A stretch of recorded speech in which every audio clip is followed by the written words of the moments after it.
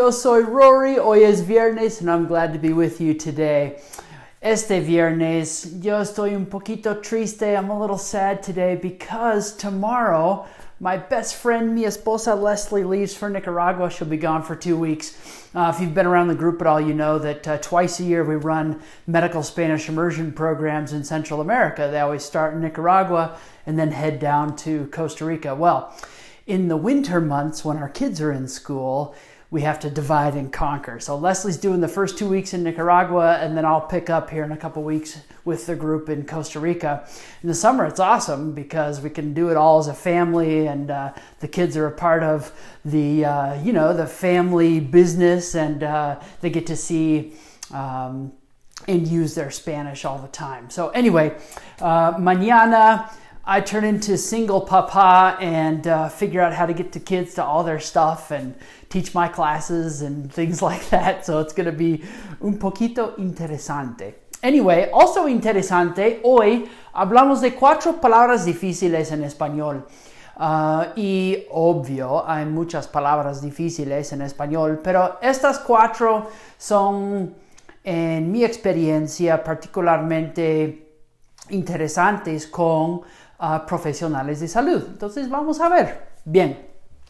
Oh, what I said was, in my experience, these words are especially interesting for healthcare professionals because you use them all the time, but you're never quite really sure if you're using the right word or not. So let's take a look. Las 4 palabras and some contexto, what makes them tricky. Okay, first of all, back. What, when we say back in English, we could be referring to many things, and actually many more than I have listed here, but we could be talking simple anatomy, which is probably maybe 90% of what you're talking about. We could be talking about the position of something, like in the back. We could be talking about direction, like moving backward, going back. We could be talking about the backside of something. And all of these are different words in Spanish. That's the tricky part. In English, it's one word, but in Spanish, they're all different terms. But we could be vulgar or edgy, and we probably don't want to be either of those with our patients. And you could also sound childish, which would be fine if you're talking to a child, but maybe not so good if you're speaking with an adult. With an adult, you want to sound professional. And so we're going to dissect, but no pun intended, and figure out the best words for you to use, and especially one word to avoid. Okay, rate. Rate is a tricky word also. When you talk about rate, you could be talking about frequency. You could be talking about the speed or the pace of something. You could be talking about a ratio. You could be like mortality rate or something like that. You could be talking about the price or the fee for something. And you could be asking someone to evaluate or classify, like, for example, how would you rate your pain? All these are different words. Heart rate. Rate of change, or what's the rate for this test or procedure. We have to use different words for those. So we'll dive into that also. And then screen or screening could have a couple of different possibilities in Spanish. So you have clearly the screen of a device of this monitor, the screen of this monitor, and then you've also got screen used in the context of doing testing. So let's dive right in. We're going to start with la palabra back. Now back, we have anatomy, la espalda, la cintura. La cintura is for lower back specifically. Cintura is also everything along your waistline, but in most contexts it's lower back. So tenemos, el paciente tiene dolor de espalda, super easy. Patient has back pain, espalda. But no le duele la cintura. Lower back doesn't hurt. El dolor está más arriba. The pain is higher, ¿verdad? No le duele la cintura. So cintura, me duele la cintura. You hear that from your patient.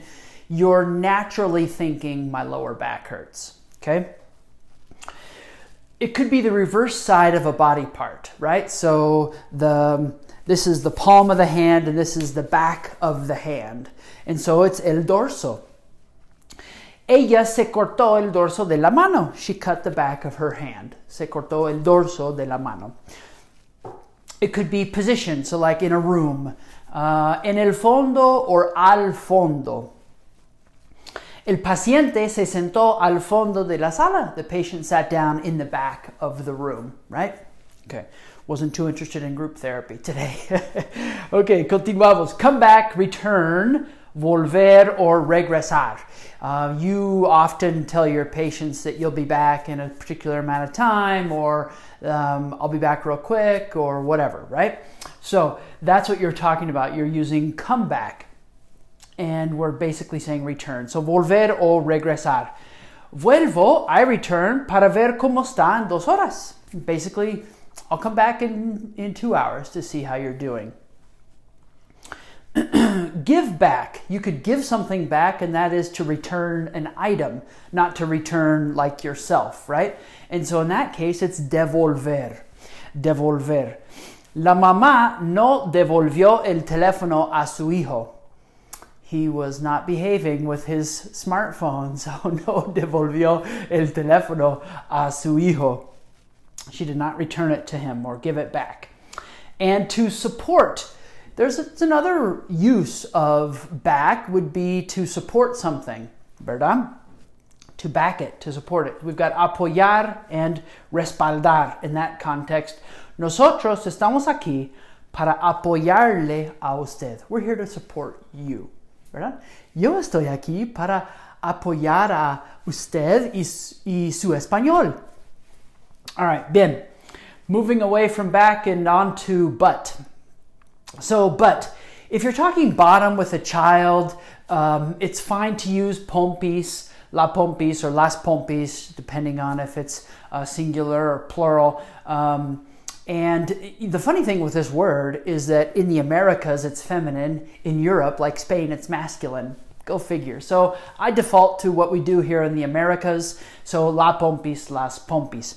It doesn't really sound great if you were to use it with an adult. So just stick with pompis if you're talking to children.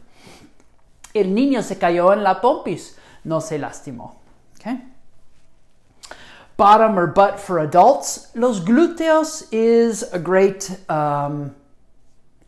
safe word. The problem with butt in Spanish is that there's a ton of terms, clearly, and some folks could take offense at some words and others wouldn't.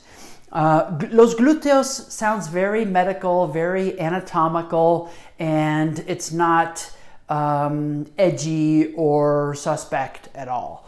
You could hear your patients use the words nalgas or el trasero. And if they're using those words, then you know that they're probably not offended by those words. And if you're okay with lowering your register a little bit, you could talk nalgas or trasero. I would go with nalgas before I went with trasero, but for me personally, you're always safest if you stick with glúteos, los glúteos. Bien. So, por ejemplo, ¿dónde le duele? ¿En la cadera, in the hip, o en el glúteo? ¿Dónde le duele? Where does it hurt? In the hip or in the buttock? Don't use culo. I don't know. If you've been around Spanish maybe and you traveled some or went somewhere in college or high school, you probably picked up culo somewhere along the line. Well, that's ass. Don't use it with your patients, okay? Bien. Rate is a tricky word, and frankly, even me as a Spanish professional, I've struggled with this word. So here are some possible uses and meanings of the word rate. First of all, we have frequency, which is frecuencia, perfect for respiratory rate, heart rate, etc. So su frecuencia cardíaca es normal. Your heart rate is normal. Okay. Now we could be talking about speed or pace, and in that case it could be ritmo or velocidad. Okay. La velocidad del carro contribuyó a la gravedad de las heridas. So the speed of the car contributed to the gravity or severity of the injuries, right? Bien. Ratio. So rate can also mean a ratio, like a mortality rate or birth rate in a more, I guess, I don't know if that's like an academic context, but you know what I mean, talking about ratio. So tasa de mortalidad. La tasa de mortalidad materna en esta población es alta. So the maternal, what do you call that? Maternal death rate? My English is struggling now. La tasa de mortalidad materna en esta población es alta. The rate is high. Okay? Price or fee could be another word or meaning of rate. And in that case, it would be tarifa or precio. In most contexts, precio. So, el precio de este procedimiento, the price or the cost of this procedure, depende de su seguro. Depends on your insurance, ¿verdad? Okay. And then you could use rate as the active verb to evaluate or classify something, to rate it, okay? And evaluar, clasificar would be good options for that. En ese caso, ¿cómo clasifica su dolor hoy? How do you rate your pain today? ¿Cómo clasifica su dolor hoy? Okay? And then our final use, or our final word today, screen or screening. And the simple translation of screen is to talk about la pantalla, the screen of a device, la pantalla or el monitor, or the monitor, right? And la pantalla del televisor está rota. And if I keep touching this one, it might be rota también. Okay, la pantalla del televisor, the screen of the television is broken, okay? Screen also refers to tests. And to screen for something would be to see if you can detect anything, right? So we've got an examen de detección or prueba de detección, are great words in Spanish for this.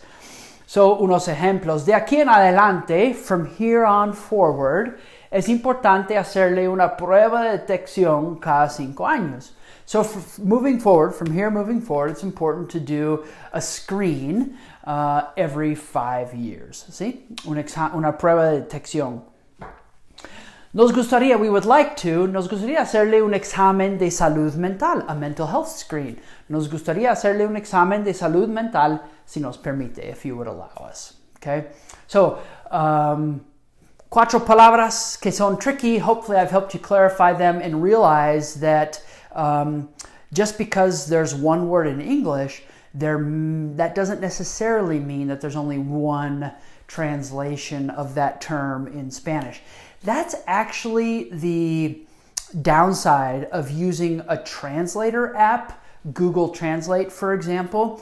The limitations of that is it's going to feed you the most common translation that it thinks you're looking for, but that may not be the word you're looking for. So my suggestion is for you to pull up the app or download the app. It's called Word Reference. You'll totally love it. I use it on my phone, in my computer. You can use it in a browser. It's a free app you can download. So look up Word Reference if you've been looking for a good dictionary. And that's exactly what it is. It functions like a dictionary and gives you context examples. And you can select, oh yeah, that's actually the context I'm looking for when I'm trying for this word. So, okay, well, muchas gracias. Muchas gracias. Thanks for joining me today. Para más oportunidades con el español, visítenos en commongroundinternational.com. Hasta luego. Hey, thank you for joining me today on this Video Viernes lesson. I wanted to invite you to join our community if you're not a member of the Facebook group already that I deliver these live lessons in on most every Friday. And also point you to the website where you can find a bunch more information about medical Spanish, whether that be courses or free materials for you or finding a private tutor to work with you online or face-to-face. And also let you know about some amazing Spanish immersion programs, either you as a medical person or your significant other as working in some other industry or your family. If you want to improve your Spanish and you have time and budget to go do some travel, our programs are pretty amazing. I think it'd be fun to work with you. And finally, if you have some document work at your clinic or at your hospital or within your setting that needs to be professionally translated, shoot me a message, upload your document to us, and we can get you a quick quote and help you out with your Spanish language documents as well. Have a great day.